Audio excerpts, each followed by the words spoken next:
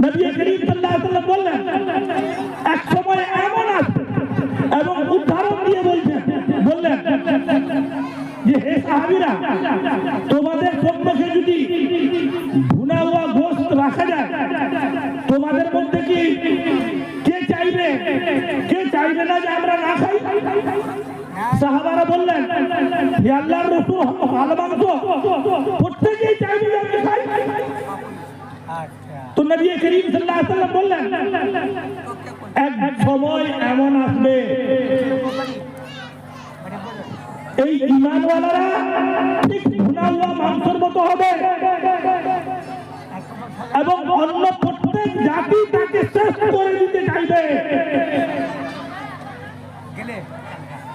এই জন্য আজ দেখছি আমরা ফিলিস্তিনে সব বাতিল তাকতগুলো সব আল কুফরু মিল্লাতুন ওয়াহিদা, ইসলাম ছাড়া যত মত আছে, মাযহাব আছে, তাদের একটাই দৃষ্টিভঙ্গি ইসলামের বিরুদ্ধে, যে ইসলাম কি করে। এই জন্য নবী করিম সাল্লাল্লাহু আলাইহি ওয়াসাল্লাম যখন এই কথা বললেন তো সাহাবারা জিজ্ঞেস করলেন হে আল্লাহর রাসূল, সে সময় কি মুসলমান খুব কম হবে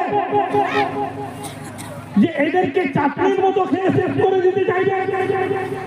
তো নবী করিম সাল্লাল্লাহু আলাইহি ওয়াসাল্লাম বললেন কি না, খুব বেশি হবে, কিন্তু তাদের মধ্যে ভূত তৈরি হয়ে যাবে। সাহাবারা বললেন ভূত কি জিনিস ইয়া রাসূলুল্লাহ? নবী করিম সাল্লাল্লাহু আলাইহি ওয়াসাল্লাম বললেন এরা শুধু দুনিয়ার পিছনেই ছুটে বেড়াবে, আখিরাতের বিষয়ে কোনো চিন্তা ফিকির থাকবে না। এই জন্য ভাই বুজুর্গ দোস্ত, দ্বীন নাম হলো নবী করিম সাল্লাল্লাহু আলাইহি ওয়াসাল্লামের সুন্নাত, আল্লাহর হুকুম এবং সাহাবাদের সুন্নতে। আজকে আমাদের জীবনের একটাও কাজ সুন্নত মতো হয় না,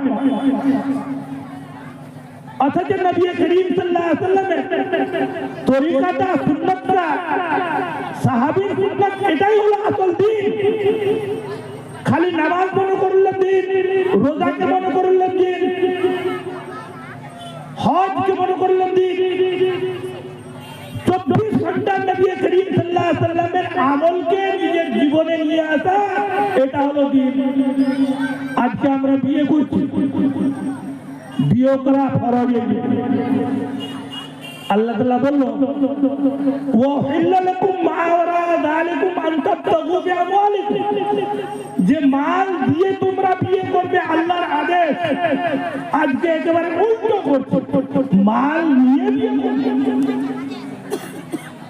একটা অত বড় ইবাদত, যে ইবাদতের বিষয়ে নবী করিম সাল্লাল্লাহু আলাইহি ওয়াসাল্লাম বললেন আন-নিকাহু মিন সুন্নতি ফামান রাগিবা আন সুন্নতি ফালাইসা মিন্নি, নিকাহ আমার বিশেষ সুন্নাত, যে এই নিকাহকে প্রত্যাখ্যান করবে, অস্বীকার করবে, আমার দলভুক্ত নেই। কত মহা বিরাট ইবাদত, কিন্তু এই ইবাদতের ভিত্তি আমরা হারামের উপর রাখছি। কতটুকু নবী প্রত্যেক বিষয়ে যদি লক্ষ্য করুন যে নবী করিম সাল্লাল্লাহু আলাইহি ওয়াসাল্লামের সুন্নাতকে আমরা কোথায় মানছি। এই জন্য ভাই বুজুর্গ দোস্ত, এই ভয়াবহ অবস্থায় আল্লাহর কাছে আমাদেরকে তওবা করতে হবে এবং নিজের আমলকে ঠিক করতে হবে। এক অপরের হিংসা, ক্রোধ ইত্যাদি এগুলো শেষ করতে হবে। এখন আর ওই সময় নেই কি দলে দলে বিভক্ত হয়ে আমরা জীবনযাপন করব এবং মুস্তাহাব মাসলাগুলোকে নিয়ে ঝগড়াঝাটিতে পড়ে থাকবো। আসল এটা আল্লাহ কবরে পুষবে না, পুষবে তোমার নবীর সুন্নাতকে কতটুকু পালন করেছিলে, আল্লাহর হুকুমকে কতটুকু পালন করেছিল, এটাই হলো মূল দ্বীন। এই জন্য ভাইয়া দোস্ত, আমাদের তওবা করতে হবে এবং নিজের আমলকে ঠিক করার নিয়ত করতে হবে, চেষ্টা করতে হবে। এই যে ভয়াবহ অবস্থা, বাংলার জলসা হয়েছিল, মৌলানা আব্দুল কবি সাহেব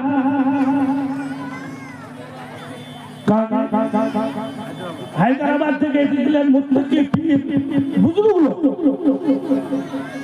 শুধু দোয়া করার জন্য এসেছিলেন। উনি ওলামাদেরকে নিয়ে বসলেন, এই ভয়াবহ অবস্থার বিষয়ে অবগত করলেন আমাদেরকে, যে সরকারের প্রোগ্রাম হলো যে কি করে ইসলাম ভারত থেকে ইসলাম মুছে যায়, মুসলমান মুছে যায়, এই জন্য বাধ্য করাচ্ছে যে কোনো প্রকারে একটা মুসলিম রাষ্ট্র বানাবো। বিজেপি সরকার, কিন্তু তার চালক হলো আরএসএস। অতএব মৌলবাদী করছে, মসজিদগুলোকে শেষ করছে, এবং তাদের চেষ্টা হলো যে আজ অবধি প্রত্যেক রাজ্যের সিলেবাস আলাদা ছিল, কিন্তু এখন সারা ভারতের সিলেবাস একটাই হবে, এবং ওই সিলেবাসে এই ভারতের হিন্দুত্বের যেগুলো ইতিহাস, রাম লক্ষ্মণ ইত্যাদি ইত্যাদি, শুধু ওইগুলোই লিপিবদ্ধ থাকবে, আর অন্য কোন এদিককার মোগলের আরো অন্যান্য কোনো কথাই থাকবে না, এগুলোই। আজ বাচ্চারা যেমন ওই গাছপালা পেন্সিল দিয়ে ভর্তি করে ঘর বানায়, গাছ বানায়, সে সময় এগুলো শেষ করে দিবে। কি দিবে? যে রামের ছবি তুলো, মন্দিরের ছবি তুলো। মানে শিক্ষাটা যদি হবে, তাদের ব্রেনে যেন এই হিন্দুত্ব ছাপ করে যায়। এই জন্য উনি সতর্ক করে বললেন যে ওলামারা তোমরা এটা দায়িত্ব পালন করবে, প্রত্যেক গ্রামে যেন বক্তব্য অবশ্যই হয়, এবং ওই বক্তব্যে ছেলে মেয়েদেরকে শিক্ষা দেওয়া হয় কমসে কম আমপারা কোরআন শরীফ পর্যন্ত। এর মাধ্যমে যেন তাদের অন্তরে বসে যায় যে আমাদের আল্লাহ এক, অদ্বিতীয় কেউ নেই, আমাদের শেষ নবী নবী মুহাম্মদ সাল্লাল্লাহু আলাইহি সাল্লাম, এই আকায়েদ যার মাধ্যমে মৃত্যুর পরে জান্নাত পাবে, এটা যেন তার অন্তরে বসে যায়। তা না হলে এই আধুনিক শিক্ষা যেটা আগে ভবিষ্যতে আরম্ভ হতে চলেছে, যে তাদের ব্রেনকে ওয়াশ করার জন্য এমন ভাবে সিলেবাসটা তৈরি করবে যে কোনো মুসলমান ছেলে যখন ছোট্ট থেকে পড়ে উপরে যাবে, তাহলে সে হিন্দুত্ব ছাড়া আল্লাহকেও ভুলে যাবে, রাসূলকে ভুলে যাবে। এই জন্য এই মাদ্রাসাগুলো ভাই আল্লাহর নেয়ামত মনে করুন।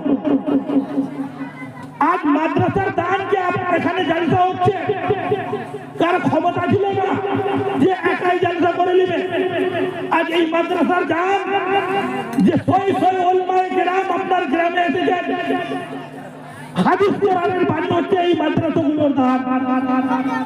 এই জন্য কমসে কম প্রত্যেক বক্তব্যে ছেলে হোক মেয়ে হোক, তাদেরকে 1 ঘন্টা করে কমসে কম সকালে সময় দিবে।